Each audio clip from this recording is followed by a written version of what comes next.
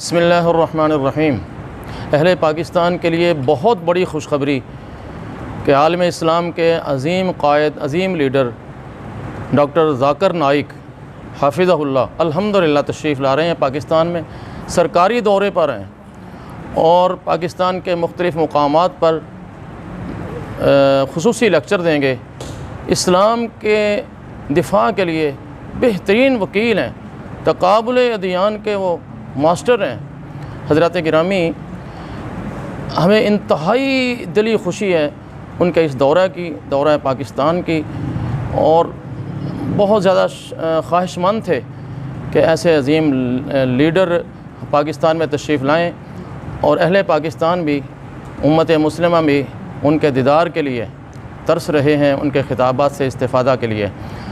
ہم حکومت پاکستان سے مطالبہ کرتے ہیں کہ ان کی آمد پر سخت سے سخت ان کی سیکورٹی کے انتظامات کیے جائیں، کیونکہ وہ عالمی لیڈر ہیں، لاکھوں نہیں، کروڑوں نہیں، اربوں مسلمانوں کے دلوں کی دھڑکن ہے۔ اور حکومت پاکستان سے میں یہ بھی مطالبہ کروں گا، ان کی آمد پر ان کے شایع نشان جہاں استقبال ہو، جہاں ان کی شایع نشان ان کی سیکورٹی ہو، وہاں ان کے لیے پاکستان کی طرف سے کسی بڑے اعزاز کا بھی کسی بڑے اعزاز سے بھی نوازا جائے، مثلا کوئی نشان امتیاز ہو یا تمغہ امتیاز، تو اس طرح کا ان کو نوازنا چاہیے جس کے وہ لائق ہیں۔ الحمدللہ ان کے ہاتھوں پر سینکڑوں نہیں، ہزاروں نہیں، لاکھوں لوگ الحمدللہ مسلمان ہوئے، اور جنہوں نے یہود و نصارہ سے اس تقابل ادیان پر مناظرے کیے، اور اسلام کی جیت ہوئی ہے، مسلمانوں کی جیت ہوئی ہے الحمدللہ۔ اس کی ہمیں بڑی خوشی ہے۔